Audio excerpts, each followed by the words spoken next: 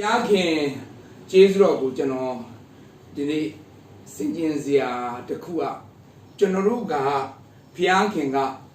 ယုံကြည်သူတိုင်းကိုတကယ်ပဲအစစအရာရာအောင်မြင်တဲ့အသက်တာပေးထားပေမဲ့ယုံကြည်သူတိုင်းဟာအောင်မြင်တဲ့အသက်တာမရဘဲနဲ့ကြာရှုံးကုန်တာဖြစ်တယ်အဲ့တော့ယုံကြည်သူတွေကတကယ်တမ်းဆိုရင်အောင်မြင်တော်သူ conqueror ဖြစ်ပေးထားတော်ညာလည်းပဲတကယ်လက်တွေ့မှာ conqueror မဖြစ်ဘဲနဲ့ကြာရှုံးသူဖြစ်ရတဲ့အကြောင်းရင်းကအခြေခံကဘာလဲဆိုရင်မိမိရဲ့စိတ်ကိုမထိန်ချုပ်နိုင်တဲ့အတွက်ကြောင့်ကြာရှုံးတာဖြစ်တယ်ဒီနေ့သင်ဦးဆရာတွေတကယ်အောင်မြင်တဲ့ကဘာကျော်သင်ဦးဆရာဖြစ်မဲ့အစားကဘာကျော်တဲ့သင်ဦးဆရာမဖြစ်ဘူးတကယ်နိုင်ငံရေးမှာလည်းအောင်မြင်တဲ့သူဖြစ်ဖို့ဘုရားခင်ကစီမံခန့်ခွဲထားပေမဲ့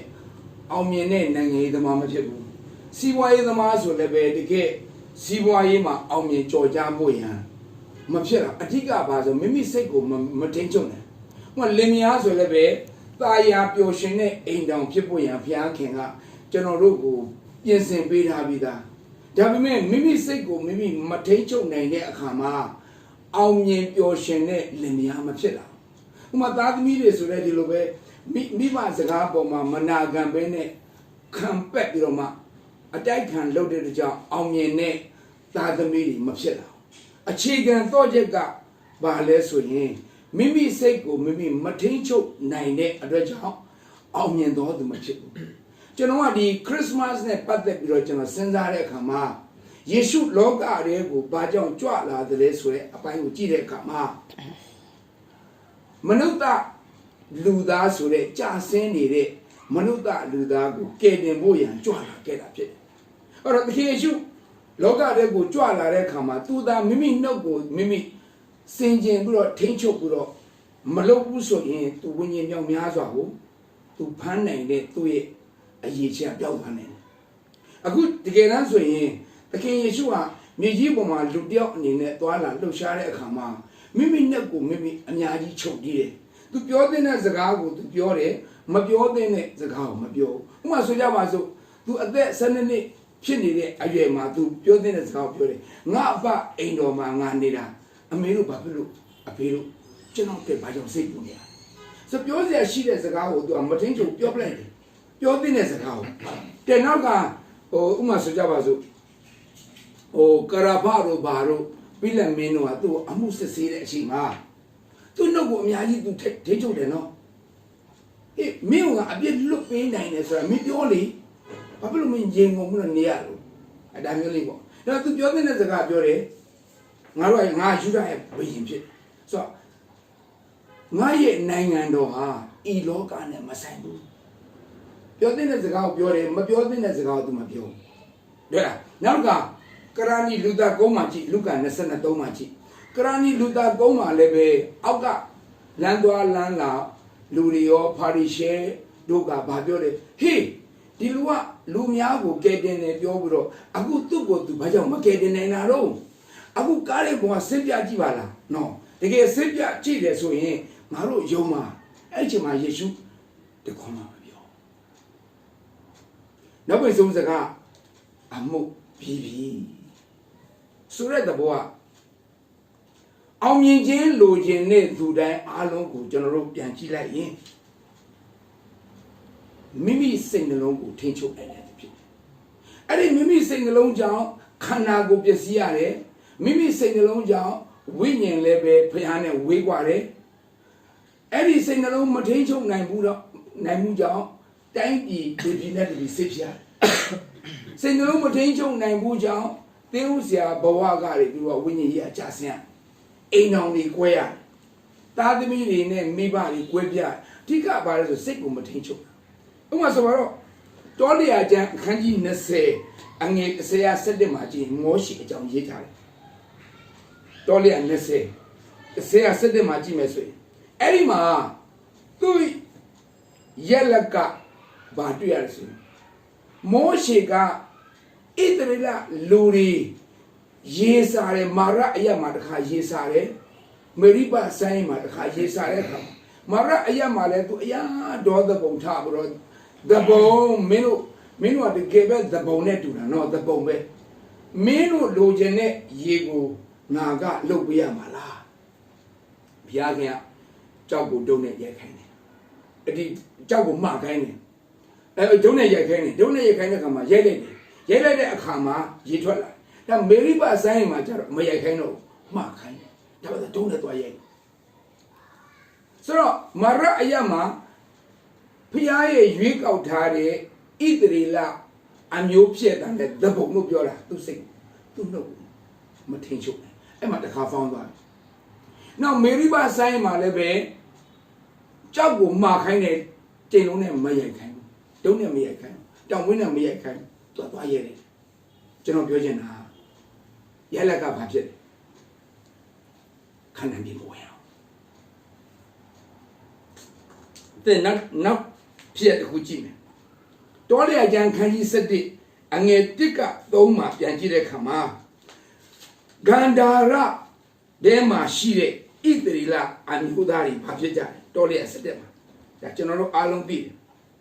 I might know Sapala Messoyen.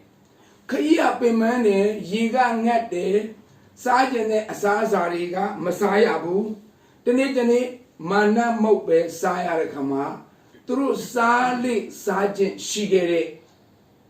Egurupia Sasa in Masare Kamani Dwala. Yatana Bad Login net, Sergeant net. Tatan, Legion net, Ayago Maneyare Kama. Me Danjani Chela. I didn't meet Danjangari through Jella Bakanzar. Kong Genga, me moo jabro through long, tabulate. That's what he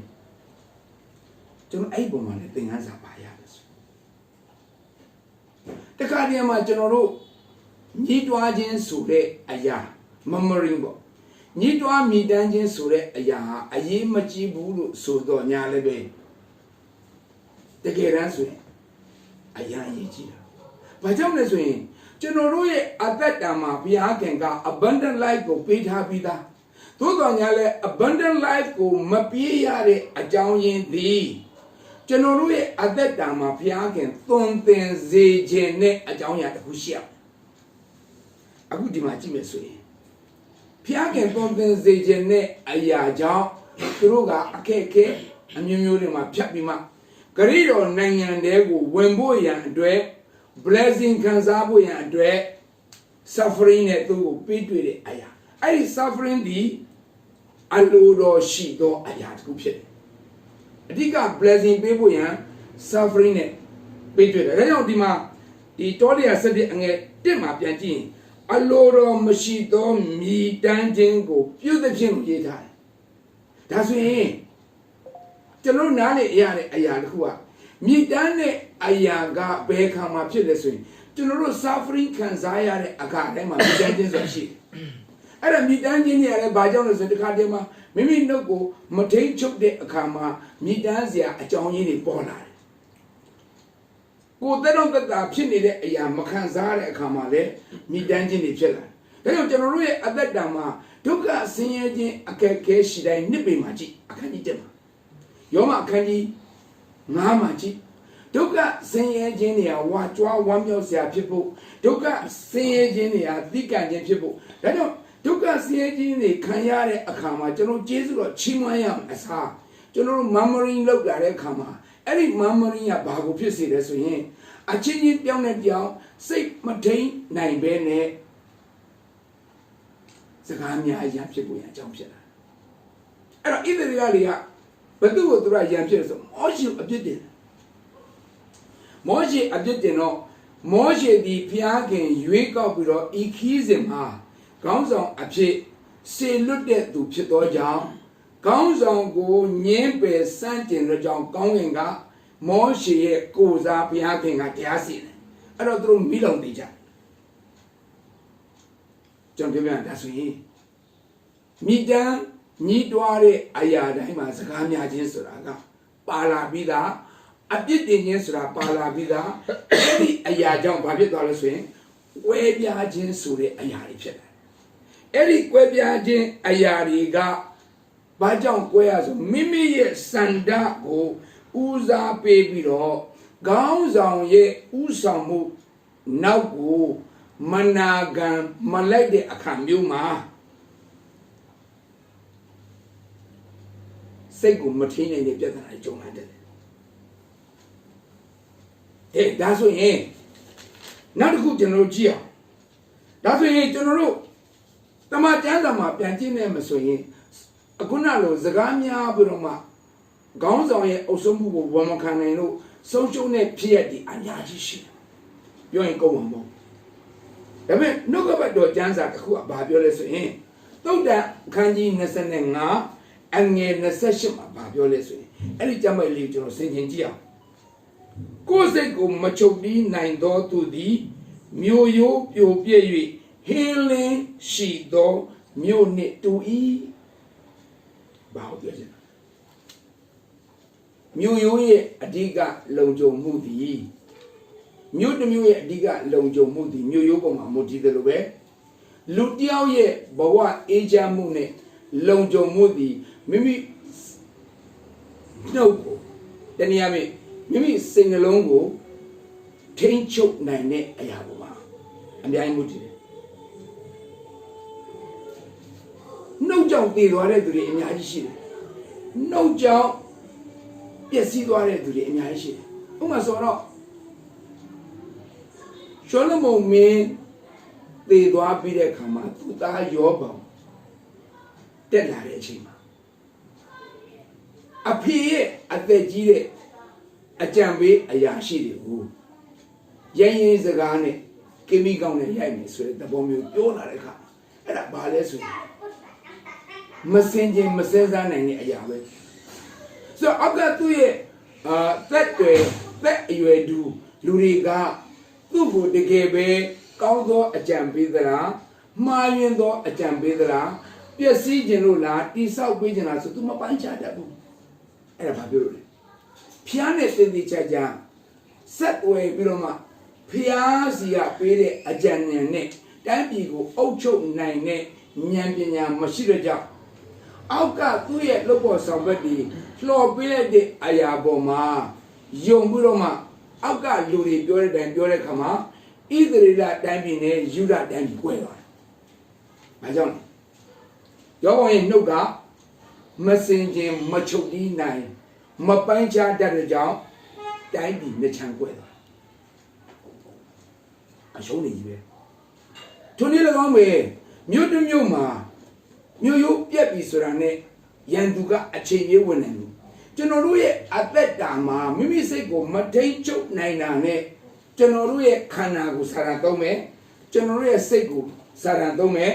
ကျွန်တော်တို့ရဲ့ဝိညာဉ်ကိုစာရန်သုံးမယ်မထိန်ချုပ်နိုင်တဲ့သူတွေရဲ့အသက်တာမှာပြန်ကြည့်မယ်ဆိုရင်လူတယောက်ကိုချီနှောင်ခြင်းဆိုတာအလိုလိုဝင်လာပြီးသားအဲ့ဒီချီနှောင်ခြင်းဝင်လာပြီးရင်ကျွန်တော်ခဏပြောတဲ့ကြမ်းမရှိတယ်နှစ်ကောအခန်းကြီးနဲ့အငယ်30စက်တယ်အပြစ်ချီနှောင်လိုက်တာနဲ့ဘာဖြစ်သွားလဲစာတန်ရဲ့ခြေပွားအကူရောက်သွားတယ်တနည်းအားဖြင့်စာရန်နိုင်တာပေါ့နော်စာရန်နိုင်သွားပြီဆိုတော့ကျွန်တော်တို့ဘဝအသက်တာအရှုံးဖြစ်တယ်တကယ်တမ်းဆိုရင်ကျွန်တော်တို့ကစာရန်ကိုအောင်နိုင်ပြီးသားဖြစ်တယ်ဒါဆိုရင်စာရန်ကိုအောင်နိုင်တဲ့သူတိုင်းကဘယ်လိုအသက်ရှင်လဲဆိုရင်အပြစ်ချီနှောင်ခြင်းမလုပ်ဘူးအပြစ်ချီနှောင်ခြင်းလုပ်တာနဲ့ကျွန်တော်ကအရှုံးပဲ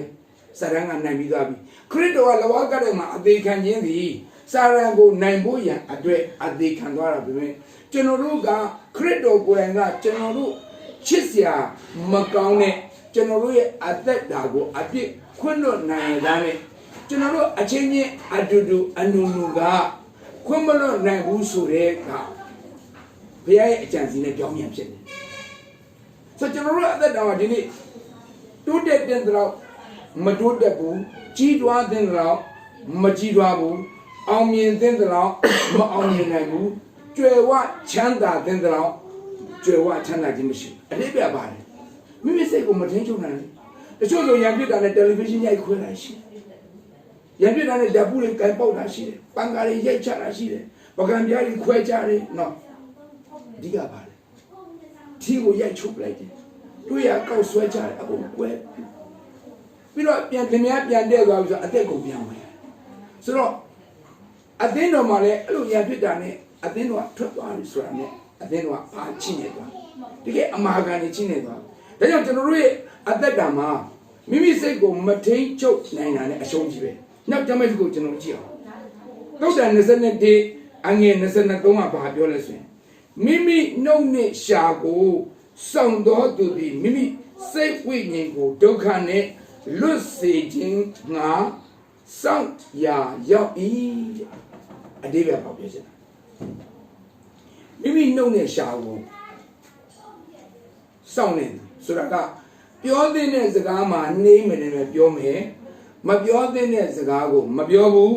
လူတယောက်ရဲ့စိတ်ကိုစွပေးတဲ့စကားကိုမပြောဘူးလူတယောက်ရဲ့စိတ်ကိုအင်းငိမ့်စေတဲ့စကားကိုပြောမယ်ဒါကမိမိနှုတ်ကိုမိမိစောင့်နေတယ်ဒါဆိုရင်အဲ့လိုစောင့်မယ်ဆိုရင်မိမိစိတ်ဝိညာဉ်ကိုဒုက္ခနဲ့လွတ်စေဆိုမိမိစိတ်ဝိညာဉ်ကစာတန်ရဲ့နီလန်အတိုင်းရောက်သွားမယ်ဆိုရင်ကိုယ်ဘဝအသက်တာအရှုံးကြီးပဲဖြစ်တယ်တမန်ကျမ်းစာပြောတယ်ဖျားခင်တဘိုးတင်တော်မူသောအရာကိုလူမကွဲမကွာစေနဲ့ဒါပေမဲ့ကိုယ်နှုတ်ကမချုပ်ပြီးတဲ့အခါဘယ်လိုပြောလိုက်နင့်မပေါင်းကျင်တော့အိတ်ကွာဆင်းသွားနင်မစင်ငါစင်းမယ်ဒါတွေကကျွန်တော်တို့မပြောသင့်တဲ့စကားတွေလေဆိုအဲ့လိုပြောလိုက်တဲ့အခါကျတော့အိမ်တော်ကနေဆင်းသွားတာနဲ့နောက်တယောက်အိမ်တော်ထပ်ပြတဲ့အခါမှာမိမိစိတ်ဝင်ညာငရဲသွားပွင့်ကျင်းနေတယ်မပြောလို့ဆိုရင်နောက်အိမ်တော်ယူလဲပဲဒီဇလန်မျိုးပဲသူ့အကျင့်မပြောင်းလဲသေးတော့ကြောင့်လူသစ်မဖြစ်သေးတော့ကြောင့်အဲ့ဇလန်ပဲဒုတိယဇနီးမှာလဲဆက်ပြီးတော့အဲ့လိုပဲအဲ့ဒါပဲတိဆောက်ဆိုအဲ့မှာလဲအကျင့်မပြောင်းလဲကြောင့်တတိယဇနီးထပ်ပေါင်းပြန်တယ်အဲ့ပုံစံပဲဖြစ်တဲ့ဒီအလို့ရှင်နဲ့မတည့်တော့နောက်အလို့ရှင်ပြောင်းမယ်နောက်အလို့ရှင်မှာလဲကိုယ့်ရဲ့အကျင့်ကမပြောင်းလဲကြောင်းနောက်အလို့ရှင်ကိုလဲကိုကခံပြောပြီးမှပေးရလာတဲ့တောင်းပေါ်မှာမချေတွင်တဲ့ခါမှာအလုပ်ထွက်ပြန်အဲ့တော့တော့တတိယအလုပ်ရှင်ကြောက်လေဒီ habit ပဲပြန်လာ habit ပြန်ပြန်လေအခြေခံပါမိမိနှုတ်ကိုမချုပ်တီးနိုင်တဲ့ကြောင့်မိမိစိတ်ကိုမချုပ်တီးနိုင်တဲ့ကြောင့်အလုပ်ထွက်မိမိနှုတ်ကိုမချုပ်တီးနိုင်တဲ့ကြောင့်အလုပ်ရှင်ကိုခံပြောတယ်နော်မိမိနှုတ်ကိုမချုပ်တီးနိုင်တဲ့ကြောင့်ခင်မွန်းတဲ့ကိုရန်တွေ့တယ်မိမိနှုတ်နဲ့လက်ကိုမထိန်ချုပ်တော့ဇနီးတွေကိုလက်ပြီးနဲ့ချိုးတယ်ပါရိုက်အဲ့ဒါဘာလဲဆိုရင်ကိုယ်လက်ပြီးကိုချိုးခွင်းစုပ်ပြီးတော့တတ်တယ်နဲ့ထူတယ်ဘုရားငယ်ပြောတာပြီးသားလေဘုရားခင်တကိုးတင်တော်မူသောအရာကိုလူမခွဲမခွာစေနဲ့ပြောတာတဲ့နောက်ကျမတခုကြည့်အောင်သုတ်တန်21အငယ်24မှာပြင်းစွာသောဒေါသအမျက်၌ကျင်လေသောသူကိုထောင်လွှားစော်ကားသောသူမထီမဲ့မြင်ပြုသောသူဟူ၍သမုတ်အပ်၏ဥမာလူတယောက်ကကျွန်တော်တို့ကိုမင်းကွာတကယ်ဟိုထောင်လွှားစော်ကားတဲ့သူတို့ဗျာမဟုတ်ပါဘူးငါနှိမ့်ကြပါကိုနှိမ့်ကြသလားထောင်လွှားစော်ကားနေတာဆိုလူတွေကမသုံးတတ်တယ်ဘူးတခါတည်းမှာကိုကသူများကိုမထီမဲ့မြင်ပြုတတ်တဲ့သူဆိုတာမမြင်ဘူးဒါပေမဲ့ကိုလိုရက်ကပေါ်လွင်နေဘယ်လိုပေါ်လွင်နေ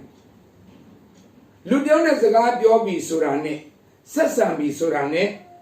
ဒေါသအုပ်ပေါက်ကွဲတာအဲ့ဒါသူများဘုရားရဲ့အရှိမဟောလူရဲ့အရှိမဘာဖြစ်စေလဲထောင်လွှားစော်ကားတော်သူမထီမဲ့မြင်ပြုတော်သူလို့လူရဲ့သတ်မှတ်တယ်ဘုရားရဲ့သတ်မှတ်ဒါကြောင့်ကျွန်တော်တို့ရဲ့အသက်တာမှာမိမိဒေါသထွက်တိုင်းမိမိစိတ်ကိုထိန်းချုပ်ဖို့ရဘုရားခင်အလိုရှိတာဘာကြောင့်လဲဆိုရင်ထောင်လွှားစော်ကားတော်သူမဖြစ်စေဖို့မထီမဲ့မြင်ပြုတော်သူလို့လူများကတတ်မှတ်မခံရဖို့ရဘုရားခင်မိမိဒေါသကိုထိန်းချုပ်ပါမိမိပြောခြင်းတဲ့စကားကိုလည်းပဲစင်ဆာလုပ်အောင်နောက်မိမိတုံ့ပြန်လိုက်ခြင်းနဲ့လက်နဲ့တုံ့ပြန်လိုက်ခြင်းနဲ့အရာတွေကိုကျွန်တော်ကဆန်ဆာလုပ်ဖို့လိုတယ်။နောက်မို့ဆိုရင်ဘာဖြစ်သွားမလဲ။အလိုလျောက်ကျွန်တော်တို့ကထောင်လွှားစော်ကားတော်သူမထီမဲ့မြင်ပြုတော်သူလို့ရသမှာပါ။ဒါတဘာဝပဲလေ။တဲ့နောက်ခုသုတ်တန်21အငယ်14မှာဘာပြောလဲဆိုရင်တိတ်ဆိတ်စွာပေးသောလက်ဆောင်သည်သူ့စိတ်ကို၎င်း ရင်ခွင်၌ချထားသောလက်ဆောင်ပနာသည်ပြင်းစွာသောအမျက်ကို၎င်းဖြစ်တတ်၏နောက်35မှာလည်းပြောထားတယ်မှာအငယ်1မှာပြင်းသောစကားသည်စိတ်အမျက်ကိုဖြစ်တတ်တယ်စိတ်ကိုဖြစ်တတ်တယ်ကြမ်းတမ်းတဲ့စကားသည်အမျက်ကိုနှိုးဆော်တတ်တယ်ဆိုတော့ဒီနေ့လက်ဆောင်ဆိုတဲ့အခါမှာကျွန်တော်နားလည်ထားတာဟိုပစ္စည်းရတွေပဲကျွန်တော်ထင်တာတကယ်တမ်းဆိုရင်ဖျားခင်လိုချင်တဲ့အကောင်းဆုံးသောလက်ဆောင်သည်နုညံ့သိမ်ဝဲခြင်းချိုးတာသောစကားပြောဆိုခြင်းပြုံးပြနိုင်ခြင်းဖျားခင်လိုချင်တာနှိမ်ချခြင်းဒါကြောင့်ဖိလိပ္ပိနဲ့ပြောရမလားကျွန်တော်ဝတ်ဆင်ရမယ့်အဝတ်တွေနော်ဖိလိပ္ပိနဲ့မှာရေးထားပြီးသားကောလောသဲမှာရေးထားဘယ်လိုအဝတ်ကိုချွတ်ပြပြီးတော့ဘယ်လိုအဝတ်ကိုဝဲရမလို့ကောလောသဲမှာပြောထားပြီးသားနှိမ်ချခြင်းလက်ဆောင်ပေးကြည့်ပါဒေါသအိုပေါက်ကွဲနေတဲ့သူကြောင့်နှိမ်ချခြင်းလက်ဆောင်ပေးကြည့်ပြုံးပြခြင်းလက်ဆောင်ပေးကြည့်မိမိနှုတ်ကိုချုပ်ပြီးခြင်းဆိုတဲ့လက်ဆောင်ပေးကြည့်ဒါမှမဟုတ်လေအစာလေးကျွေးကြည့်ဒါမှမဟုတ်သူ့ကိုပွတ်ဖက်ခြင်းတွေလုပ်ကြည့်သူ့ရဲ့အသားလေးကိုပွတ်ခြင်းတွေနဲ့အဲ့လက်ဆောင်လေးပေးကြည့်လိုက်သူ့ကိုနမ်းရှုံခြင်းဆိုတဲ့လက်ဆောင်လေးပေးကြည့်လိုက်ဘာမှခွန်းတော့မပြန်ဘဲနဲ့ keep silent ပေါ့ငြိမ်သက်စွာနေတဲ့လက်ဆောင်လေးပေးကြည့်လိုက်အမြင်မပြေပါဘူးလေတိတ်ဆိတ်စွာပေးတော့လက်ဆောင်ဘယ်သူမှမသိလဲကျွန်တော်ဒါပေးနေတာလူတိုင်းမြင်တယ်လေကျွန်တော်နဲ့အစင်မပြေတဲ့လူတောက်ကျွန်တော်ပြုံးလို့သူများအတန်မကြောက်လေအိမ်ဘေးအိမ်ဘာမှအတန်မကြောက်ဘာမှဒါမှဖက်မယ်သူ kiss ပေးမယ်ဒါမှလည်းသူ့နွေးနွေးစာနဲ့ဖက်ထားမယ်အတကဘယ်သူမှမမြင်နိုင်တဲ့လက်ဆောင်ပဲသူ့စိတ်ကို၎င်းရင်ခွင်နဲ့ခြားလာသောလက်ဆောင်ပနာသည်ပြင်းစွာသောအမျက်ကိုဖြစ်တတ်၏ဒီမှာရှိတဲ့မိသားစုတွေကျွန်တော်ဗာပြောသိချင်တယ်ဆိုရင်မိမိစိတ်ကိုမထင်းချုပ်နိုင်တဲ့သူတယောက်ကိုတွေ့ရင်သူပြောလာတဲ့စကားပေါ်မှာခွန်းတုံပြန်မယ်ဆိုရင်ကိုလည်းမထင်းချုပ်နိုင်တဲ့ပုံကိုတယောက်သူ့လိုပဲဖြစ်လာသူ့တော်ညာလဲ तू ကမထင်းချုပ်နိုင်ဘူးဆိုတော့ပဲကိုကအသားလေးညှိုးစွာနေပြီးတော့သူပြောတဲ့စကားကိုနားထောင်ကြည့်မယ်ခန်းညောင်းညောင်းမှာပါဒါပေမဲ့အချိန်ကမပေးနိုင်ဒါပေမဲ့ရအောင်အချိန်ပေးမယ်အဲ့ချိန်နဲ့တန်ပြီးမအိပ်ဘူးသူ့ရဲ့ရင်ဖွင့်ခြင်းတဲ့အရာတွေကိုနားထောင်ပေးတဲ့အခါမှာအဲ့တိတ်ဆိတ်စွာပေးတဲ့လက်ဆောင်ပဲအာမင်အဲ့ဒါဟာစိတ်ဒေါသထွက်နေတဲ့ရန်တွေးခြင်းနဲ့ဒေါသမီးဟုံတောက်နေတဲ့အရာကိုငြင်းစေတဲ့အရာတစ်ဖြစ်တယ်ဒါကျွန်တော်ရဲ့ဘဝအသက်တာမှာဘုံနည်းခံစားရတဲ့အရာတွေကျွန်တော်အများကြီးရှိလက်တွေ့လုပ်တဲ့ကောင်တကယ်အောင်မြင်တယ်ဒီကြံပိုက်တိုင်းနောက်320အငယ်3မှာပြန်ကြည့်လိုက်ရန်တွေးခြင်းကိုငြိမ့်စေသောသူသည်ဂုဏ်တရေရှိလူတွေကတကယ်ပဲဂုဏ်တရေရှိတာကိုလိုချင်တယ်ဒါပေမဲ့ဂုဏ်တရေရှိအောင်မနေနိုင်ဘူးမနေတတ်ဘူးဒီကနေ့ချူတော်သူတွေကဂုဏ်တရေရှိဖို့ရန်ဟိုဘယ်ကြော်ညာနဲ့ကြော်ညာမှနော်ဒါမှမဟုတ်လည်းပဲဟိုဘယ်လိုခေါ်မလဲအမျိုးမျိုးပေါ့နော်တကယ်ဟိုလက်ဆောင်တွေပေးကမ်းခြင်းအပြင်ဒါမှမဟုတ်ကျွေးမွေးခြင်းအပြင်ဂုဏ်တရေတက်မယ်လို့ထင်တယ်မမှန်ဘူးလို့ကျွန်တော်မပြောသူတော်ညာလည်းပဲဂုဏ်တရေတက်ချင်တယ်ဆိုရင်ရန်တွေ့ခြင်းကိုလုံးဝမလုပ်နဲ့အဲ့ဒါအိကအမှန်ပဲဘယ်သူပဲကိုရန်ဆဆဘယ်သူပဲကိုရန်တွေ့လုံးဝရန်မဖြစ်နဲ့ဘယ်သူပဲကိုစောရကတက်ပြီးတော့မောင်းမမှန်ပဲနဲ့အပြစ်တကတင်တာပဲဖြစ်ဖြစ်မသိငေါ့ပြန်တရိရတာမသိငေါ့ကျန်တာဘာပြောလဲ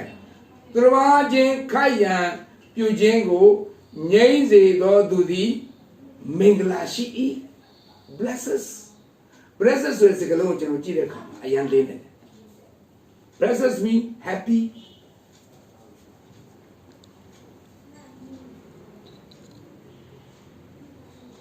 ပျော်ရွှင်နေလူတယောက်ရဲ့အသက်တာမှာလူတွေကလေပျော်ရွှင်ခြင်းကို အမျိုးမျိုးရှာကြတယ်တချို့သောသူတွေကအမှဟိုရန်ဖြစ်ပြီးပြေဖို့အတွက်ဆိုတော့မဟုတ်ဝဲကျွေးတယ်နဲ့အမျက်ပြေတာမဟုတ်ဘူးကျွေးတော့စားမှာပေါ့တော့အမျက်ကမဖြစ်တကယ်အမျက်ပြေနိုင်တဲ့အရာဒီရံမတွေ့နဲ့ငြိမ်ဝတ်စွာနေပြီးတော့သူ့ပေါ်မှာအပြုံးမပြည့်ချွတ်လဲဟိုပြုံးစစ်စစ်ဆိုရင်ဒါမထီလေးသားလွတ်တယ်လို့ထင်တယ်အပြုံးတော့မပြုံးတဲ့ပြဿနာအကြောင်းမို့ရံမတွေ့နဲ့သူ့ပေါ်မှာအမှတ်မထားနဲ့သူ့ပေါ်မှာအမြဲတမ်းကျင်တာသူ့ပေါ်မှာအမြဲတမ်းကျေစုပြုကိုယ့်ကိုမကောင်းကြံတော်ညာလည်းပဲကိုပြုရမယ့် work responsibility မှတ်ကြပါစို့မိမဆိုရင်ယောက်ျားကိုဒီမဲ့ခုခိုက်ပြရမယ့်အချိန်ရှိမယ်သူစားပြီးသားပကံစီးရမယ့်အချိန်ရှိမယ်နော်သူအဝတ်လျှော်ပေးမယ့်အချိန်ရှိမယ်မိဘူးတိုက်တဲ့အချိန်ရှိမယ်နော်သူ့အင်ကြီးတွေပါလေကြက်တိတက်ပေးတာရှိမယ်သူသွားမယ်ယူသွားမယ်ပစ္စည်းတွေထည့်ပြီးအဲ့ဒါတွေကကိုလုံးစရာရှိတဲ့အရာကိုဘလောက်ပဲစကားများကိုဝတ်တရားကိုကျေပွန်စွာလှုပ်ဆောင်ခြင်းသည်ရန်ငင်းခြင်းအမှုတစ်ခုဖြစ်တယ်သူဘလောက်ပဲကိုရန်တွေ့အဲ့ဒီပုံမှာအမှတ်မထားခြင်းသည်ဒါရန်ငင်းခြင်းအမှုကိုပြုခြင်းဖြစ်တယ်ဟာလေလုယာအာမင်ဒါဆိုရင်အဲ့တော့ကျွန်တော်ကစဉ်းစားကြည့်တယ်စိတ်ကိုမထိန်ချုပ်နိုင်တဲ့သူနဲ့ထိန်ချုပ်နိုင်တဲ့သူကထိန်ချုပ်နိုင်တဲ့သူကဂုဏ်တရေအများကြီးရှိနေတာတစ်ချိန်လုံးဒေါသအိုးပေါက်ပဲပြီးတော့ဘုရားရဲ့ရှေ့မှာမျက်ရည်မျက်ခွန်းနဲ့ဝန်ချတောင်းမှလူကိုခြေစလုံးကိုဖက်တောင်းမှကြာလာရင်လေသူဂုဏ်တရေကြာပါတခါမှရံမပြစ်ဘူးတဲ့သူနဲ့ခဏရံဖြစ်ပြီးတော့ခဏတောင်းမှရတဲ့သူဘယ်သူကဂုဏ်တရေရှိမလဲဒါကျွန်တော်ခလေးကျွန်းနဲ့တွေ့တော့အဖြစ်ချက်ကျမ်းစာကိုမဖတ်မိတော့မှခလေးကျွန်းနဲ့တွေ့လို့ရတယ် is it right ကျမ်းစာပြောတယ်သင်ကုန်တွေတက်ချင်လားအရင်မတွေ့ဘူးကျမ်းစာပြောတဲ့အတိုင်းဘာလို့ဒါတမာတရားတွေပရမတ္တသစ္စာတရားတွေအဲ့တော့ကျွန်တော်တို့ဒီနေ့လူတွေရဲ့အသက်တာမှာဟိုလူနဲ့ရံဖြစ်ဒီလူနဲ့ရံဖြစ်ဟိုလူနဲ့မတက်ဒီလူနဲ့မတက်ဟိုလူနဲ့ချီနှောင်ထားဒီလူနဲ့မချင်နဲ့ကိုယ်ဇနီးတယ်လည်းမချင်နဲ့သားမီးတယ်မချင်နဲ့မိဘလည်းမချင်နဲ့ကိုယ်ကနေစရာမရှိတော့နိုင်ငံခြားသားတွေ့လည်းမချင်နဲ့ကိုပြည်တွင်းသားတွေ့လည်းမချင်နဲ့ကိုသမရတွေ့လည်းမချင်နဲ့ဝန်ကြီးချုပ်တွေ့လည်းမချင်နဲ့အမျိုးတော်ဝင်လည်းမချင်နဲ့ဒါဆိုကိုချင်တယ်လို့ကျွန်တော်ပြန်သုံးသပ်ကြည့်ကိုလည်းမချင်တာငါလုံနေတဲ့နဲ့ဘာကြောင့်မလုပ်တာငါလုံတဲ့နဲ့ငါဘာကြောင့်မလုပ်တာငါမလုပ်တဲ့အလုပ်ကိုဖြစ်လာငါဘာလို့သွားကျွန်းလဲ self condemnation ဖြစ်တယ်နောက်တန်းကူချင်းတုတ်တန်ဆက်ရှိအငယ်21ရှာပြီးအသက်သေးခြင်းနဲ့ရှင်ခြင်းကိုအစိုးရ၏ရှာကိုနှစ်သက်တော်သူသည်လည်းရှာဤအသီးကိုစားရ၏ရှာထဲမှာသေခြင်းနဲ့ရှင်ခြင်းဆိုတာနှစ်ခုတွဲနေအဲ့ဒါဆိုကျွန်တော်တို့ကသေခြင်းကိုဖြစ်စေတဲ့ပြောဆိုခြင်းလုံးမလားအသက်ရှင်ခြင်းကိုဖြစ်စေတဲ့ပြောဆိုခြင်းလုံးမလားသေအောင်လုံးမလားအသက်ရှင်အောင်လုံးမလားဆိုတော့အဓိပ္ပာယ်ကကိုပြောတဲ့သောစကားဒီ constructive words ကိုပြောမလားသို့မဟုတ် destructive ကိုပြောမလားဖြစ်တဲ့စကားကိုပြောမလားတိဆောက်တဲ့စကားကိုပြောမလားကျမ်းစာဘာပြောထားလဲဒီကောခိုင်းစလေးမှာပြန်ကြည့်ရင်အခြားသောဘာသာစကားနဲ့ပြောနေတဲ့သူဟာတဲ့ကိုတိဆောက်တယ်တဲ့ကိုတိဆောက်တဲ့သူကခိုင်ကြလာတဲ့အခါမှာသူများကိုတိဆောက်ပေးလို့ရတယ်ကိုအသက်တာကမခိုင်ကြတဲ့သူက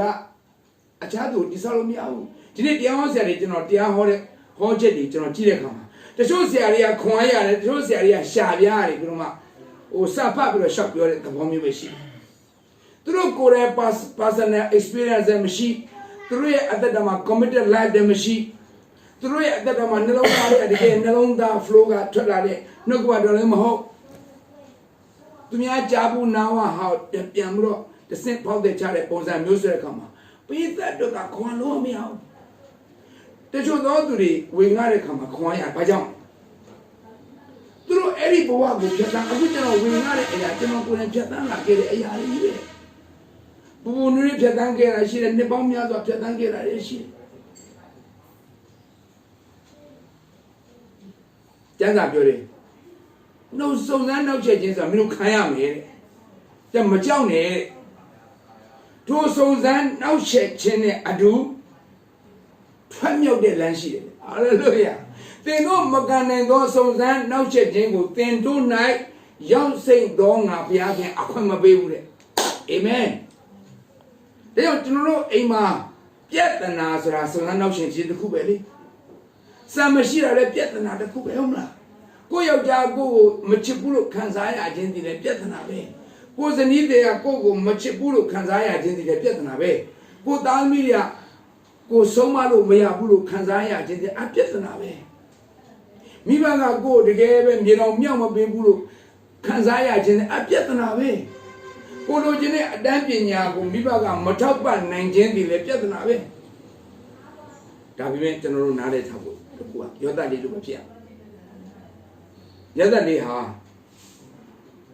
ကွဲပြားခြားနာတဲ့အခြေအနေအမျိုးမျိုးရှိတော်ညာလည်းပဲသူဘာကြောင့်အောင်မြင်နေတာအဖြစ်ရှင်းလေးပဲဘုရားခင်နဲ့သူက keep it in touch ဘုရားခင်နဲ့အမြဲတမ်းဆက်သွယ်နေတဲ့ကြောင့်ထောင်ထဲမှာလည်းပို့ဖြစ်ဟာလေလုယာဘောဒီဘာအိမ်မှာနေတဲ့ကောင်မှလည်းပို့ဖြစ်နေတယ်အာမင်တတိုင်းတစ်ပြည်လုံးရဲ့ဒုတိယဘုရင်လည်းဖြစ်လာတယ်ဘာကြောင့်လဲဘုရားခင်နဲ့အတူရှိနေဖို့အရေးကြီးတယ်ဥပမာဆိုတော့လူစရာတော့စကားမများတဲ့သူတောင်းမှမရှိဘူးစကားများမယ်သို့တော်ညာလည်းပဲဖယားအုပ်စိုးခြင်းရှိတဲ့သူစကားများခြင်းဟာသူ့ဘာကိုပြန်တိဆောက်ပြလို့ရတယ်ကိုနဲ့သူဖယားမရှိတဲ့သူကပြဿနာဖြစ်လာပြီဆိုရင်သူများကိုဖြစ်စီတဲ့စကားပဲပြောအဲ့ဒီသူတို့ကိုဖြစ်စီတဲ့စကားပြောကြောင်းသူများကကိုယ့်ရဲ့ခန္ဓာကိုယ်ကိုပျက်စီးစေတဲ့အခြေအနေပြန်တုံ့ပြန်တယ်အဲ့တော့ကိုယ်ခန္ဓာကိုပျက်စီးတယ်ကိုယ်ခန္ဓာကိုထိခိုက်နာပြီဆိုရင်ကိုယ်လည်းသူ့ခန္ဓာကိုပြန်ထိခိုက်ဖို့ရန်ပြန်တုံ့ပြန်တဲ့ကမှာနေအောင်စလုံးကပျက်စီးခြင်းနဲ့ပဲလာဆုံးတာဒါကြောင့်ကျွန်တော်ကဒီနေ့ကိုယ်ပိုင်ထားတဲ့အချိန်တွေကိုကိုယ့်ရဲ့အသက်တာကိုတိဆောက်စေခြင်းနဲ့ဆိုရင်တန်ရှင်းသောဝိညာဉ်တော်ထဲမှာအခြားသောဘာသာစကားနဲ့ဆုတောင်းနေဖို့လိုတယ်ဒီကောစလေးမှာအခြားသောဘာသာစကားပြောခြင်းဒီတဲ့သူတို့အတွက်မဟုတ်ဘူးတဲ့ကိုယ့်အတွက်ဖြစ်တယ်တဲ့ကိုတိဆောက်တာဒါကြောင့်သူပြည့်ယုံကြည်သူတွေဟာဧဝံဂေလိလုပ်ငန်းမှာတကယ်စိုးဝင်တာအဖြစ်ကျွန်တော်တို့ကအားလုံးကအသက်ရှင်မဲ့သူဆိုတဲ့ကြောင့်သူတို့ရဲ့ဝိညာဉ်ကိုဖမ်းတဲ့သူတွေအားလုံးကကိုယ်ကကဲတင်ခြင်းစိတ်ကြမှုဘာညာပန်းညာမမသိပဲနဲ့သူတို့ရဲ့ဝိညာဉ်ကိုဖမ်းလို့မရအောင်ကျွန်တော်ဝိညာဉ်သားကြောက်ရှိတယ်သူကောင်းတော့ကဲတင်ခြင်းစိတ်ကြမှုရှိတယ်ဒါပေမဲ့ तू အမြဲတမ်းဝိညာဉ်ဖမ်းနေတယ် It's a nonsense ကျွန်တော်တို့မြင်တာဗာလေသမားလို့မြင်တယ်ဒါကြောင့်ကျွန်တော်တို့ရတဲ့အချိန်တွေမှာတန်ရှင်းသောဝိညာဉ်တော်ထဲမှာဆူတောင်းနေတယ်အခြားသောဘာသာစကားနဲ့ဆူတောင်းနေပြီးတော့မိမိအချိန်တွေကိုတနေ့အသုံးချတယ်နှုတ်ကပတ်တော်ကိုဖတ်ရှုကြည့်ပြီးတော့ကိုယ့်ရဲ့အသက်တာကိုတိဆောက်ဖို့လိုတယ်ဥပမာဆိုတော့တင်းဦးဆရာတွေအမှုတော်ဆောင်တွေဆိုပို့ဆိုတာပေါ့နှုတ်ကပတ်တော်မရှိဘဲနဲ့လူတွေကိုဘာဝင်ငါမလို့ပုံပြောလို့မရဘူးဒီခေတ်ကပုံပြောတဲ့ခေတ်မဟုတ်အာမင်ဒီခေတ်ကနှုတ်ကပတ်တော်ကိုတော့မှလေကိုယ်တိုင်မခံစားဘူးပဲနဲ့ဝင်ငါတာနဲ့ကိုယ်တိုင်ဖြတ်တန်းလာခဲ့တဲ့အဲ့ဒီနှုတ်ကပတ်တော်တွေမှာဖြတ်တန်းလာခဲ့တဲ့အတွေ့အကြုံကိုဝင်ငါတဲ့သူတွေကအစီနဲ့ရည်လို့ပဲကျွန်တော်ဘွားမှာတချို့အမေဆရာပြည့်ချမ်းမသိဘူးလားမသိဘူးအနာဂတ်ကျမ်းတွေကိုဆရာမသိဘူးလားမသိဘူးဘာဖြစ်လို့မသိလဲကျွန်တော်ကိုယ်တိုင်လက်တွေ့မကျင့်သုံးနိုင်တဲ့မအောင်မြင်နိုင်တဲ့ subject ကိုကျွန်တော်ဘရောဝေလုံးဝကအခုကျွန်တော်ဗာသင်တယ် leadership သင်တယ်ဘာနာဆိုကောင်းတယ်ဆရာဘာဖြစ်လို့ leadership subject သင်ကျွန်တော်ကိုယ်တိုင်သားမိတွေတကယ်ခရူးဆိုင်ပြီးတနေ့ခေါင်းဆောင်ကြီးတွေဖြစ်ဖို့အတွက်ကျွန်တော်ယူပိုင်ထားတဲ့အတိုင်းသူတို့ခေါင်းဆောင်ကြီးတွေဖြစ်လို့ကြောင့်ကျွန်တော်ဒီ leadership ဘိုင်းကိုကျွန်တော်သင်တယ်ဘာနာဆိုကောင်းငွေချင်းနဲ့ပတ်သက်ပြီးတော့မှကျွန်တော်အလွဲသုံးစားမလုပ်တဲ့ကြောင့်ကျွန်တော်ကိုယ်တိုင်မလုပ်တဲ့ကြောင့်ဘာနာဆိုဆက်ဖြစ်တယ်။နောက်ဘုရားကြီးကျွန်တော်အနေထားတဲ့ပညာတွေနော် resources တွေပေါ့ natural resources တွေ အဲ့ဒီအရာတွေကိုဘုရားသုံးခိုင်းတဲ့အတိုင်းကျွန်တော်သုံးတယ်ကျွန်တော်ခန္ဓာကိုယ်လည်းပဲကျွန်တော်ရဲ့စိတ်ကိုလည်းကျွန်တော်ဝိညာဉ်ကိုလည်းဘုရားခင်လှုပ်ခိုင်းတဲ့အတိုင်းကျွန်တော်အားလုံးကိုယ့်ရဲ့သားသမီးတွေလည်းဘုရားခင်လှုပ်ခိုင်းတဲ့အတိုင်းကျွန်တော်လုပ်ရကြအောင်ကျွန်တော်ဘာသာစုကောင်းတဲ့ဘာသာစုကောင်းဆိုတာကဟိုဟာကိုကျွန်တော်တို့ငွေကြေးတစ်ခုတော့ပြောရမှာမဟုတ်ဘုရားခင်ကိုပြထားတဲ့မော်ဒကာကိုဘုရားအတွက်သုံးတာဘုရားပြထားတဲ့အိမ်ကိုဟိုဘုရားအတွက်သုံးလားဘုရားခင်ပြထားတဲ့ငွေကြေးကိုဘုရားအတွက်သုံးလားဘုရားခင်ပြထားတဲ့မော်တော်ဆိုင်ကယ်ကိုဘုရားအတွက်သုံးလားဘုရားခင်ပြထားတဲ့ good health ကိုဘုရားအတွက်သုံးလားဘုရားခင်ပြထားတဲ့နုပြိုငယ်ရွယ်ခြင်းတန်ဆွမ်းခြင်းကိုဘုရားအတွက်သုံးလားတချို့သောသူကလေငယ်ရွယ်တဲ့အချိန်မှာ energy တွေ physical energy တွေဘုရားအတွက်မသုံးဘူးအသက်ကြီးသေခံနေတော့မှငါဘုရားအတွက်အစေခံမယ်ဆိုတဲ့အရာ too late တချို့အတန်ကောင်းတယ်ဘုရားအတွက်သုံးမှာတချို့သချင်းဆက်တတ်တယ်ဘုရားသချင်းစမှာလေတချို့ဂီတာတီးတတ်တယ်ပီယနိုတီးတတ်တယ်အော်ဂန်တီးတတ်တယ်ဒါဘုရားအတွက်သုံးမှာလေနော်တချို့အကပရိဒါနဲ့အရန်ကောင်းမတော်နေမှန်းလို့ဟာမျိုးဆိုရလာကျွန်တော်တို့ရဲ့အသက်တာမှာဘုရားခင်ကျွန်တော်တို့ကိုအနှင်းထားတဲ့ resources အရင်းမြစ်အားလုံးတို့သည် for God's glory not for our glory ဒါဆိုရင်ဘာသာဆိုကောင်းဒါကြောင့်ကျွန်တော်ကိုယ်တိုင်က leadership နဲ့ဘာသာဆိုကျွန်တော်ကိုယ်တိုင်လက်တွေ့လုပ်နေတဲ့ကြောင်းကျွန်တော်အဲ့ subject နှစ်ခုပဲသိတယ်ဒီကျန်လို့မသိနဂရီကျန်တဲ့အကျေချက်ပဲသိမနေကိုမလုံနိုင်တဲ့အရာတစ်ခုကိုကိုတော့မလုံတဲ့နောက်ကကြည့်အောင်နောက်ကဒီမှာဗာပြောတဲ့ဆိုကိုရဲ့ရှာကားတဲ့ကိုကသေခြင်းကိုစိုက်သလားရှင်ခြင်းကိုစိုက်သလားအဲ့ဒီစိုက်တဲ့အတိုင်းကိုပြန်ရေးအောင်အဲ့ဒါဘာကိုပြောချင်လဲရှာအသီးစားရတယ်ခေါ်ပုတ်ပြတဲ့အသီးကိုစိုက်ရင်ပုတ်ပြတဲ့အသီးပြန်ရမယ်ကောင်းတဲ့အသီးကိုစိုက်ရင်ကောင်းတဲ့အသီးအဲ့ဒါကိုရှာအသီးစားရတယ်ခေါ်ဆိုတော့ကိုကသူများပေါ်မှာစိတ်ပုတ်တယ်ဆိုရင်သူတစ်ပါးရဲ့စိတ်ပုတ်ခြင်းကိုခံစားမယ်သူများပေါ်မှာစေတနာကောင်းရင်သူများကကိုယ့်ပေါ်မှာစေတနာကောင်းမယ်ကိုယ့်ရဲ့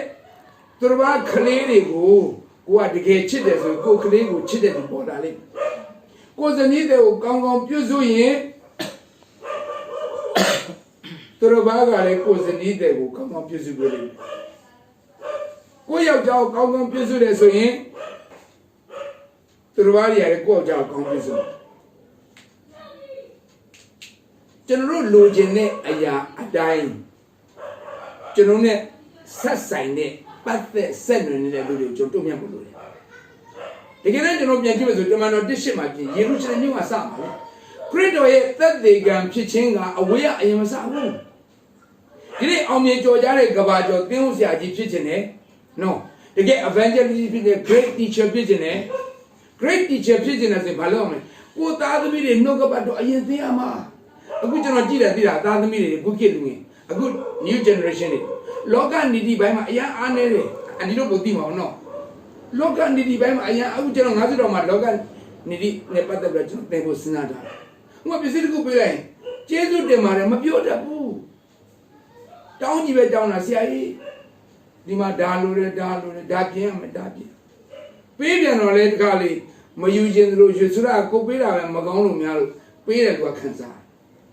no good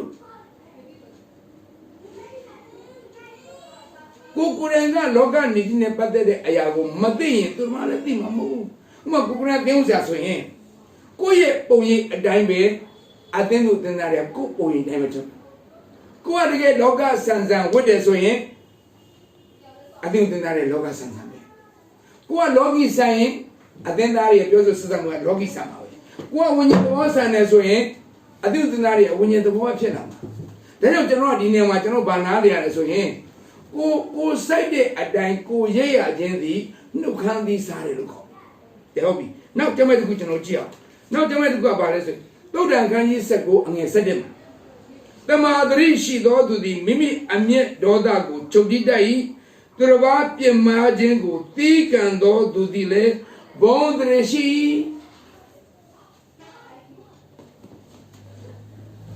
အမျက်ဒေါသချုပ်တိလိုက်တဲ့အခါမှာတမာတရိရှိခြင်းလို့ခေါ်တယ်တမာမှန်ကန်သောတတိရှုမှတ်ခြင်းမှန်ကန်သောရှုမှတ်ခြင်းဟာဒေါသ ထိန်းချုပ်တဲ့သူရဲ့အသက်တာမှာပဲတွေ့ရတယ်ဒေါသကိုပေါက်ကိုနေတဲ့အခါမှာတွေ့ရတော့ပြီးတော့မှထိုးထက်တဲ့အခါမှာလူသက်မှုတွေဖြစ်တယ်ကျွန်တော်ဒီဘိုးအကျဉ်းတောင်ကိုရောက်တဲ့အခါမှာ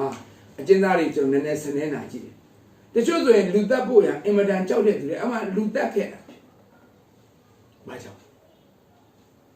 မိမိစိတ်ကိုမထိန်ချုပ်နိုင်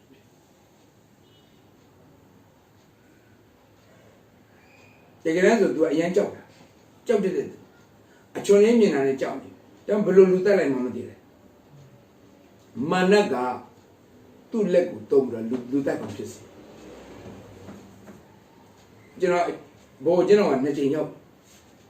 Christmas message တော့ဝင်လာသူတို့နဲ့မိသားဖွဲ့ကချုပ်နိုင်ငံသားတွေဒီမှာရောက်ကပ်ပလီတွေရှိတယ်နောက်အခြား European တွေရှိတယ်သူတို့ပြန်ကြည့်နေမှဆိုရင်ကျွန်တော်ဝင်လာတဲ့ကောင်သူအရာဝန်တာပြီးချုပ်စမြိတ်တွေလဲတာဆိုကျွန်တော်အရင်ဝန်တာဒါသူတို့ပြောတယ်ခင်ဗျားတို့ထောင်းထွက်လာရင်လေကျုံပြန်ဆိုရအောင်ဘာဖြစ်ဖြစ်ဖျားခင်ခင်ဗျားတို့အရင်ချစ်တယ်ခင်ဗျားတို့ဒီထဲမှာရောက်လာခြင်းဒီအမှုမဲ့အမမဲ့ရောက်လာမှုဖျားခင်အကြံစီရှိတယ်ခင်ဗျားတို့အသက်တာမှာမပြင်းနိုင်တဲ့အကျင့်ဒလိထုံးစံတွေအကျင့်တွေကိုဖျားခင်အသစ်ပြင်ဆင်ပေးခြင်းကြောင့် training center ဖြစ်ခင်ဗျားတို့ပို့ဆောင်ပေးတာအဲ့ဒီပြုပြင်နေတဲ့ကာလမှာခင်ဗျားတို့တကယ်ဖျားကိုကျေးဇူးတင်တတ်ရင်ခင်ဗျားမကြိုင်အကျင့်တော်နဲ့ထွက်မှာညမဆိုရင်တမှုအထဲမှာတချို့အထဲမှာခါရိုက်ပြီးတော့ထိုးကြကြိတ်ကြတော့အမှုထပ်တော့ကျဲသွားတာတချို့ဆိုတပ်ပလိုက်တော့ပိုတော်ဆိုးကနစကျွန်တော်အကျဉ်းတော်လေးရောက်တဲ့အခါမှာသင်ခန်းစာအများကြီးရတယ်သူတို့နဲ့အနိကလေးလာခွင့်ရတဲ့အခါမှာအရန်စီထဲမှာကိုချင်းစာစီကြီးပြန်ပြန်ဖြစ်တယ်ဒါကြောင့်ကျွန်တော်တို့ဒီနေ့ကိုယ့်ရဲ့အမျက်ဒေါသကိုချုပ်တီးနိုင်မှတမာတိရှိနိုင်မှာဖြစ်တယ်ကိုတော့ကျွန်မကိုတမာတိရှိဖို့အတွက်ခွန်အားပေးပါဆူတောင်းချက်မှာမိမစိတ်ကိုထိချုပ်ပါသင်လိုချင်တဲ့တမာတိရရှိလာတယ်မှန်ကန်သောရှိမှချင်းစွာပါပေးတယ်နှုတ်ကပတ်တော်နဲ့အညီအသက်ရှင်အောင်ပြောချင်တာဖြစ်တယ်အာမင်တဲ့နောက်ကကြည့်အဲ့တော့နောက်ဘာတိုးလာဆိုဘုံတရီပါတိုးလာလူတွေကလေဟိုတင်းဥစရာဆိုလဲဘုံတရီအရန်လို့ကျင်တယ်နော်တမန်အရာရှိဆိုလဲဘုံတရီအရန်လို့ကျင်တယ်နော်တမန်ဟိုကလေးလဲဘုံတရီလို့ကျင်တယ်လူကြီးလဲဘုံတရီဒါပေမဲ့ဘုံတရီလိုချင်ပေမဲ့မိမိစိတ်ကိုမိမိမထိန်ကျုပ်တဲ့ကြောင့်ဘုံတရီများဘုံတရီဆိုတာဘာဖြစ်စံသူများကိုလေးစားတယ်တွေ့ပေးခြင်းနေရာပေးတယ်အယုတိပေးတယ်ကိုရောက်တာနဲ့လူတွေဝင်ရောက်ချင်းခံစားအဘုံတရီပဲမျက်နှာသာရတယ်စားကြရည်ကြွယ်သူများဟိုလာပေးဒီလာပေးဆိုစားလို့မကုန်ဘူးအဲ့ဒါတွေကဘုံတရီရဲ့အကျိုးဆက်တွေပဲလူတွေကဘုံတရီလိုချင်ပေမဲ့မိမိစိတ်ကိုမိမထိန်ကျုပ်ဥမာလူတွေကဟာဆရာစေတော့မလို့ခံစားတမျိုးလေးခံစားဟာကိုကြီးဟက်ကောင်ဆိုရင်ဟက်ကောင်ခေါ်ခံရတဲ့သူကဘုံတရီမရှိဘူးတင်ရှားတယ်ဟက်ငနွားဟဲ့ငါတုံးဒါဘုံတရီပြောင်းနေတဲ့လက္ခဏာဖြစ်တယ်ဟဲ့လူဒါဘုံတရီမရှိနောက်ကိုတွေ့တာနဲ့ရိုသေးနဲ့ကျွန်တော်တို့ဟိုဘက်ကျွန်တော်တို့မြောက်ရီကျွန်တော်သွားတယ်မြောက်ရီအစုံဘက်ကစေကုတာတဲ့အဖွဲ့နဲ့ကျွန်တော်ပြန်ဟောတာနော်အဲ့ဒီကိုတွေ့တာနဲ့သူကလက်ကလေးတွေကဟိုရိုရပုံစံမျိုးနော်ရိုသေးနဲ့ကလက်ဆွဲပြီးနှုတ်ဆက်ကြကိုမြင်တာနဲ့ဒါဘုံတရီပဲဘာမှတရားမဟောသေးဘူးနော်ဟောလဲဟောခရတော်ခေါ်ပေးလက်ခံတယ်ထားကြတယ်ကျေးဇူးတော်သိမ့်မချသေးကျွန်တော်သွားမြောက်ဆိုတော့တဘုံကလူတွေကဘုံတရီလိုချင်တယ်ဒါပေမဲ့ထိတ်ဆိုလိုက်တာနဲ့ဒေါသစိတ်ကိုမထိန်ချုပ်နိုင်တဲ့အခါမှာဖျားပေးခြင်းပေမဲ့ကျွန်တော်အထက်မှာဘုံတရီထက်ပြီးလို့မရဘုံတရီရှိတာနဲ့ယာတို့ကတိုးလာတာဘုံတရီရှိတာနဲ့ယောက်ျားကလည်းမိန်းမကိုပို့ချစ်လာမိန်းမလည်းယောက်ျားကိုပို့ချစ်လာခလေးတွေကလည်းမိဘကိုပို့ယိုသေးလာတယ်တဲ့ရကမလည်းကိုလေးစားလာမိဘလည်းကိုလေးစားလာဘာဖြစ်လဲဒေါသစိတ်ကိုထိန်ချုပ်နိုင်တယ်ထိန်ချုပ်နိုင်ခြင်းမရှိတဲ့သူကသူများအထင်သေးတယ်အဲ့ဒါဘာကိုဖော်ပြလဲဘုံတရီမရှိဘူးဆိုဖော်ပြတယ်နောက်တစ်ခုကြည့်အောင်သုတ္တန်78အငယ်73မှာပြန်ကြည့်ရင်အကျိုးအကြောင်းကိုမစစ်မီအမှုစင်ရင်သောသူသည်မိုက်သောအပြစ်အရှက်ကွဲရသောအပြစ်ရှိကျွန်တော်အသင်းတော်စကားစားသူသားကကျွန်တော်ကသူ့ train လုပ်တာပေါ့နော် I may look at you, I don't dog and not ladder. သူသားကိုကျွန်တော်နည်းနည်းဆူလိုက်တော့သူသားကလည်းအဆူခံအမေကိုပြောတာဘယ်လိုပြန်ပြောလိုက်တယ်မသိအမေကကျွန်တော်တပတ်သားရုပ်နဲ့လာရန်တွေ့တာတဲ့တိုင်ခင်ဗျာအသားအကြောင်းကျွန်တော်ရှင်းပြမယ်ခဏထိုင်ကျွန်တော်ရှင်းပြရရှက်ပြီးကျွန်တော်မျက်နှာတော့မကြည့်ရဘူး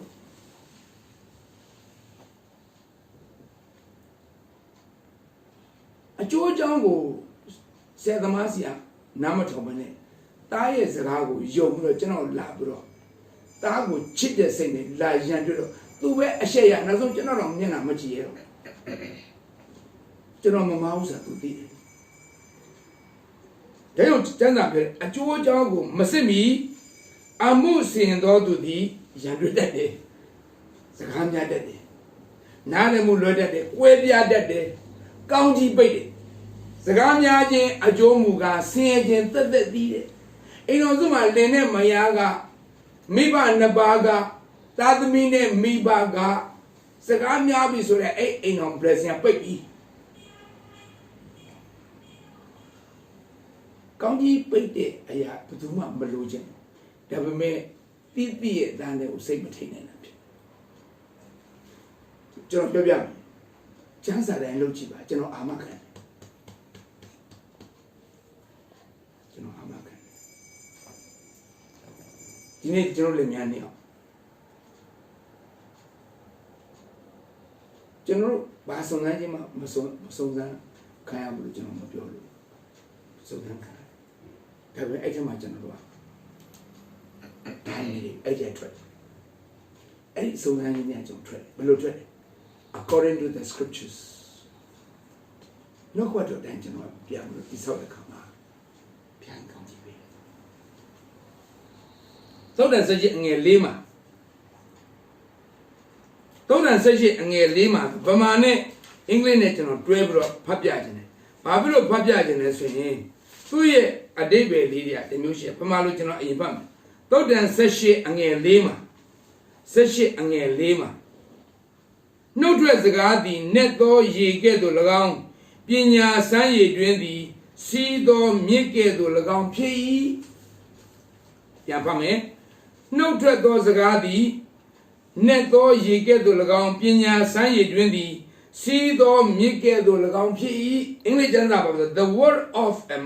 man's mouth are deep water နောက်က The wellspring of wisdom is a flowing brook brook ဆိုရေစီးကြောင်းစီးနေတဲ့ချောင်းတစ်ခုနဲ့တူတယ်တဲ့ဉာဏ်ပညာ well springs of wisdom ဉာဏ်ပညာနဲ့ပြည့်စုံတဲ့စမ်းကြောင်းလေးတစ်ခုကစီးနေတဲ့ရေနဲ့တူတယ်ဒါဆိုရင်ကျွန်တော်အဓိပ္ပာယ်ပေါက်ပြချင်တာပြုံးနေကျွန်တော်အဲ့ဒါဖွက်လိုက်တဲ့အခါကျွန်တော်နားမလဲဘူးကိုတော့ဘာကြီးလဲမသိဘူးကျွန်တော်နားမလဲကိုတော့ကျွန်တော်အနဲ့ဖွင့်ပြပါကျွန်တော်ဆူတောင်းတယ်ဆူတောင်းတော့ကျွန်တော်ဘယ်လိုနားလဲရလဲဆိုရင်နှုတ်ကထွက်တဲ့အရာတွေက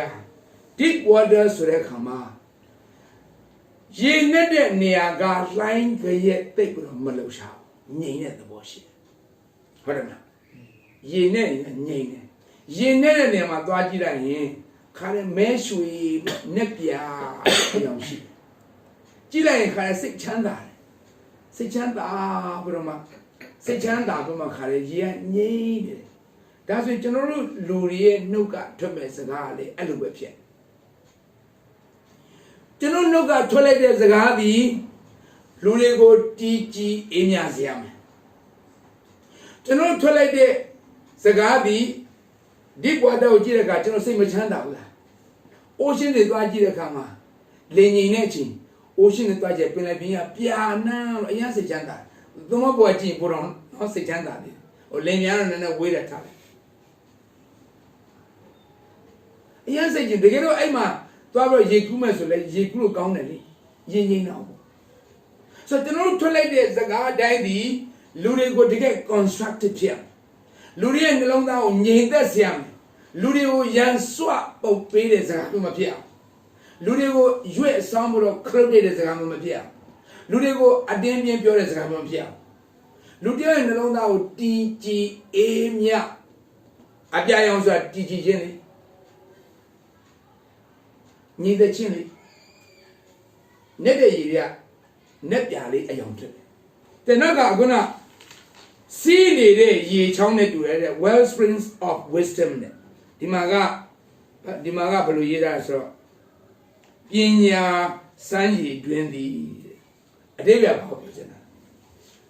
ကျွန်တော်နှုတ်ကထွက်တဲ့အရာသည်စမ်းရည်တွင်လို့ပဲဖြစ်နေရမယ်ဒါပေမဲ့ဘယ်လိုဟာမျိုးဖြစ်လဲပညာစမ်းရည်တွင်ပဲဖြစ်ဆိုတာကကျွန်တော်တို့စမ်းရည်တွင်သည်အေးမြတယ်ပညာသည်လည်းအေးမြတဲ့ပညာပဲဖြစ်စူပူတောင်းဉာဏ်စေတဲ့ပညာမဟုတ်ဘူးအေးမြစေတဲ့ပညာဆိုတာက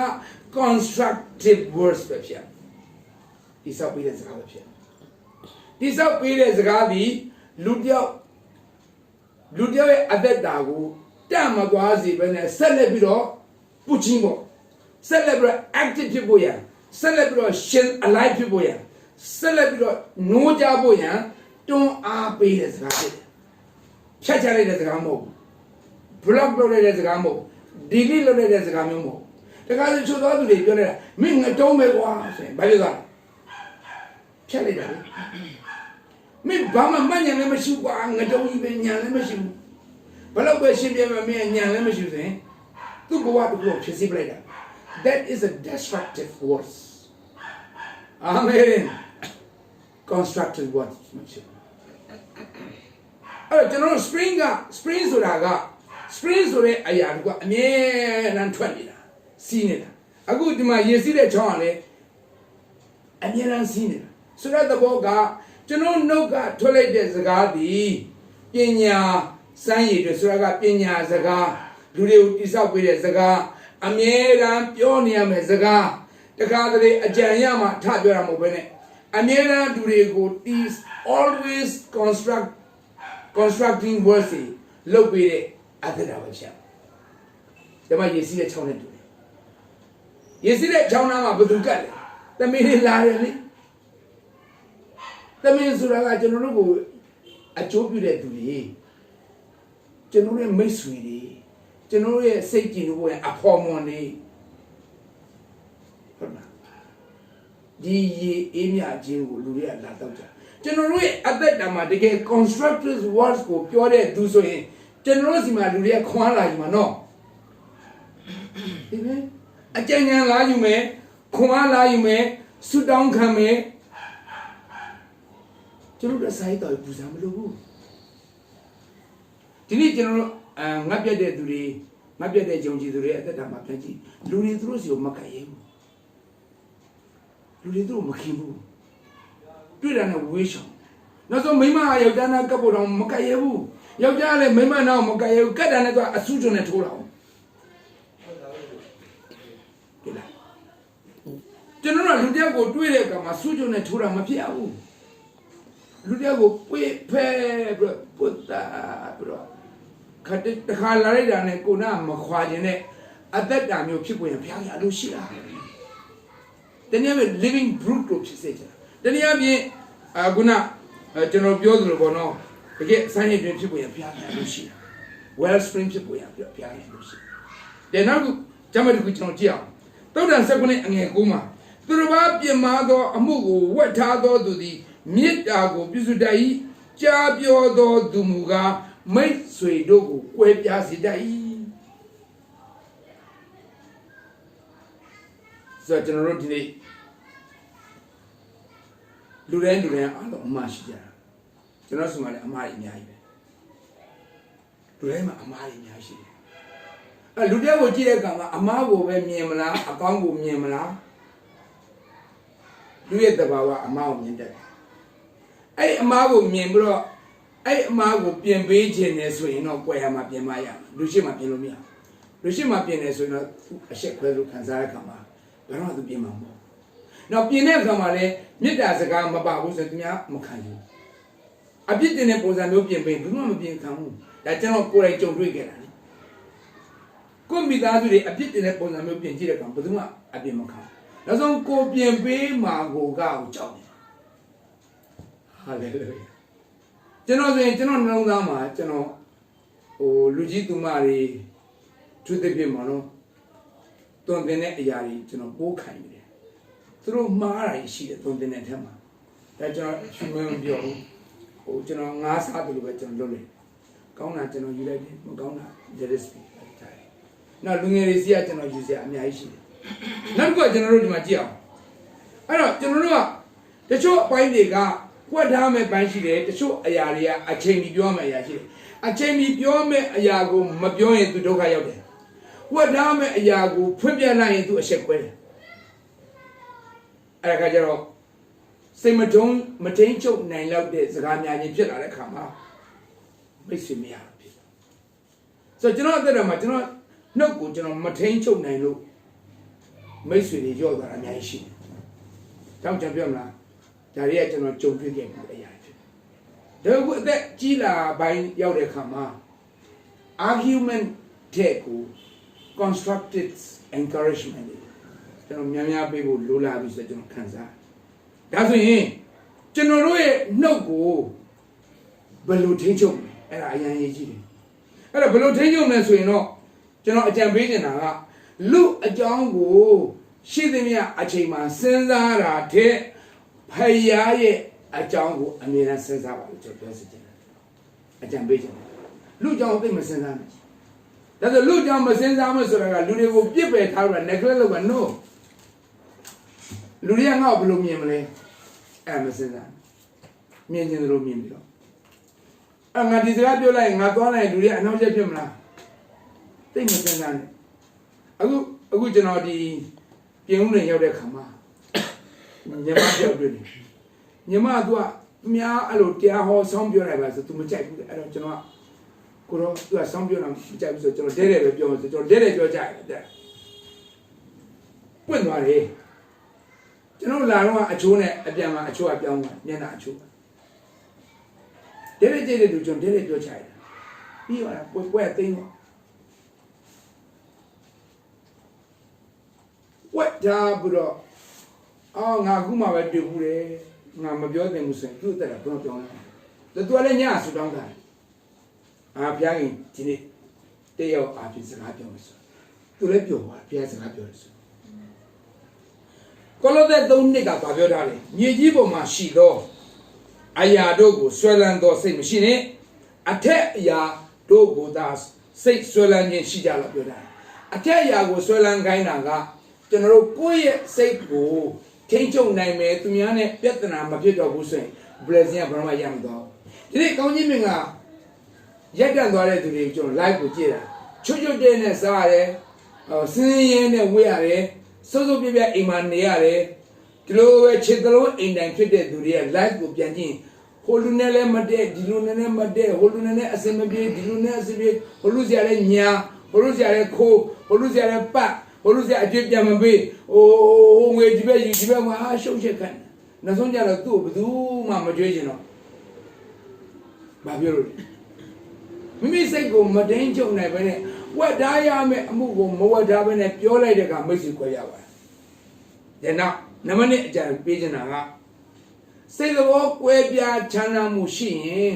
တန်ရှင်းသောဝိညာဉ်တော်ဖော်ပြဖို့အတွက်ဆုတောင်းပါဒါကျွန်တော်ရမ်းပြောတာမဟုတ်ဘူးနော်ကျမ်းစာပြောထားပြီးသားဖိလိပ္ပိအခန်းကြီး3အငယ်15မှာပြောထားပြီးသားသင်တို့သည်တစုံတစ်ခုသောအရာ၌သဘောချမ်းသာလျင်ထိုအရာကိုပင်ဖျားခင်ဖော်ပြတော်မူမည်ပဲဖျားတယ် Holy Spirit but which is the time of the Holy Spirit လင်မယားတွေမှာအများဆုံးဖြစ်တဲ့သဘောထားဖော်ပြမှုတွေဟာသင်ဦးဆရာနဲ့အသင်းသားသို့မဟုတ်အသင်းတော်ခေါင်းဆောင်တွေမှာကွဲပြားမှုအမြင်နဲ့ဖြစ်တယ်ညီကိုတွေမှာကွဲပြားမှုရှိတယ်ညီမတွေမှာမောင်နှမတွေမှာကွဲပြားမှုရှိတယ်မိဘနဲ့သားသမီးမှာကွဲပြားမှုရှိတယ်ကွဲပြားမှုရှိတိုင်းဘာလို့ခိုင်းလဲတန်ရှင်းသောဝိညာဉ်တော်စီမှာအဖြစ်တောင်းအဲဒါတန်ရှင်းသောဝိညာဉ်တော်ဖော်ပြမယ်မိမနေတယ်မားနေဆိုပြင်လိုက်အပြဿနာရှင်းသွားနောက်နံပါတ်3ကျွန်တော်အကြံပေးချင်တာဘာလဲဆိုရင်တန်ရှင်းသောဝိညာဉ်တော်နဲ့ပြေဝနေမှုကိုအမြဲခံရအောင်ဝိုင်းဘာကြောင့်ဝိညာဉ်တော်နဲ့မပြေဝတော့ဘူးဆိုရင်သူစိတ်လုပ်ကိုရချမ်းသာများတယ်ဝိညာဉ်တော်နဲ့မပြေဝတော့ဘူးဆိုရင် self control မရအောင်ဂလာတိ Kanyinga Nasan and Sadomali, self control, never so bad now. Come to be when you don't have a water to a self control machine. When you don't have a water to attention, or when you do it, Janza go a net from Yamakanzao. Tu una nyan temyemu a yishin and nepona. When you remember, you was in Chita and Meluna Tomanao. Hallelujah. Jano Pingo Muya Monda the Sika Chita the Sika, when you don't have you. When you don't have a water, Ludiaga, Yang Moshibu. The channel of moment who are building and let you print to Mabione, Mabione, the crab, Mabione, Madindo. That day Mashibu, no bravery. Yang no Mashibu, no brave, not brave. Yang Mashibu. When you remember you wanted to shut out there. Mapun Lebu. Shilling said the woman should say all the same yet to me, and I didn't say sure. When you remember you wanted to react, you gave a chisakon. When you remember you want, I was in Kare to get sing young. Can look you Lansanida. Sholinda, Sholin a down when you're not pure to the Mamashida. Worrying all the time, the Mamashibu. When you rap your come might, strength, Kuamashida. Lansan, Alamjenda. Hallelujah. When you run to get you up, you should have come out. That they can genetic at the power me a down. When you mean Yang army swim, Loma, that they can you know. When you run to get you all out of the Guardian, Lardian, Loshajan, and Actigen. When you remember you are always swinging, but I claim of him. Sunday, the piano dimension 8. Then, when you remember you are who so late on it, the end of the way, bounding Sasayima, manager and boo. Manayanga, in your daily manabuji. Then, when you remember you are a comma, do a chin to punch at it. Darong Adi, Darong Amadi. Damn to punch at it. Then you general the when you know, I mean, I'm you up. That means when you know, you are boy and even now, Sashika Babirali. Do not drunk with wine, in which is dissipation, but be filled with the Spirit. Bamana Nenegua. Bamalo will it. English, Shine. Do not drunk a yellow madam. Do not drunk with wine, low madam. In which about any wine hema is dissipation. Dissipation, you know, in dissipations are overindulgence in sensual pleasures. Pleasures are Kansamu, sensuous are. Sit by and say, Kansamu Mare. Indulgent. Indulgence so that the boy allo like Zayujena. Allo like Kanjena. Indulgent. That's what you know. Why when Bobby Surane Babi got it? Lolon Juju ne Zinkatena. Why when Bobby Surane, Lolon Juju, allo like Kanjena. Bow allo like Kanjena. Pay I allo like Kanjena. Mogu. Do the get allo go like Kanjena. Zinkatena so that they were Babi got it. Bien warranty. No activity. No humility. Just boom to the color. Then you know, in which English, in which why the bog are dissipation. Dissipation. That's your general. Why you value? Do not touch. Do not drink. Why not fill up the mesa? Holy Spirit fill up. But my dana mashemuno. English do not drink with wine, in which is dissipation, but be filled with the Spirit. Yeshina. But my jaro, oh, Neneta Loya, and Neponia. It's a wrong interpretation. Holy Spirit cannot function in this life. Not moving. When you know you want to do it at that time, the Martans are Mama can punch at the but they Korean from punch at နေ့ဖျား3ကတော့ရှိခွင့်ကျင့်တယ်စပေါ်ဘလေးပြေးလို့ရရင်ကျင့်တယ်အလူဒါနာလေးပြုလို့ရရင်ကျင့်တယ်ဗတ်ဒီ celebration လုပ်အောင်ဆိုကျင့်တယ် Thanksgiving လေးလုပ်ရင်ကျင့်တယ် not certified yet ဘာကြောင့်လဲ it's the religious routines ဒီကနေ့ကျွန်တော်တို့အသက်တာမှာ religious routine မှာအသက်ရှင်ဖို့ရဖျားခင်အလိုမရှိဘူးတကယ် spiritual life အသက်ရှင်ဖို့ရဖျားခင်အလိုရှိတာဖြစ်တယ်နောက်ဒီမှာဗာပြောတာဆိုရင်နောက်အဓိပ္ပာယ်တစ်ခုကအခုနောက်တစ်ခုကdissipation အဲ့ဒါနော်နောက်အဓိပ္ပာယ်ဘယ်လိုဖွင့်လဲဆို the squandering of money energy or resources အဲ့ဒီ dissipation နှစ်ခုဖွင့်တယ်နော်နောက်တစ်ခုက the squandering of money energy or resources squandering ဆိုတာဖြုန်းတီးပြ SQUANDERING squandering ဆိုတာဖြုန်းပြအဲ့ဘာကိုဖြုန်းပြတယ်ငွေကိုဖြုန်းပြတယ်ခန္ဓာကိုယ် energy ကိုဖြုန်းပြတယ်ဖျားပေးကြတဲ့ resources ကိုဖြုန်းပြဘာလို့ကျွန်တော် plus လုံးဝမရှိ minus အရက်တောက်တဲ့သူရဲ့ life မှာ minus easy နေကြတယ်လေအမေရလို့လည်းလင်ကို easy မနေခိုင်းဘူးလေခလေးထိစေခြင်းနဲ့ကိုကခလေးမတင်းချင်ဘူးလေအရက်တောက်လာ easy ပဲစိန်ခံခြင်းနဲ့လေအဲ့မှာပြဿနာတော်တော် easy စိန်ခံခြင်းမရသူ့ဘေးနားမှာလာပြီးတော့ကတ်စေခြင်းနဲ့လေကိုကမကတ်ဘူးလေအဲ့မှာပြဿနာပဲဟုတ်လားအမေကသူ့နောက်လိုက်ပြီးတော့ဈေးတွေပါထွက်ပြီးတော့အတူတူနေဒါပေမဲ့ကိုကအိမ်မှာပဲလဲနေတာလေit's a misunderstanding ဒါကြောင့်ဒီညကျွန်တော်ဘာကိုပြောချင်လဲဆိုရင်ဒီမှာရှိတဲ့မိသားစုတွေမိမိစိတ်ကိုမိမိထိန်းချုပ်မှအောင်မြင်သောသင်္ဆရာဖြစ်မယ်မိမိစိတ်ကိုမိမိထိန်းချုပ်မှအောင်မြင်သောနိုင်ငံဝန်ထမ်းကောင်းဖြစ်မယ်အောင်မြင်သောစီးပွားရေးသမားဖြစ်မယ်အောင်မြင်သောသမရဖြစ်မယ်အောင်မြင်သောလွတ်တော်ကိုယ်စားလှယ်ဖြစ်မယ်အောင်မြင်သောဝင်ကြီးဖြစ်မယ်အောင်မြင်သော evangelist ဖြစ်မယ်အောင်မြင်သောအရှင်မဖြစ်မယ်အောင်မြင်သော husband ဖြစ်မယ်အောင်မြင်သောတာသမီးများဖြစ်မယ်ရောက်တဲ့ဖျားကြီးကောင်းကြီးပြပါစေအာမင်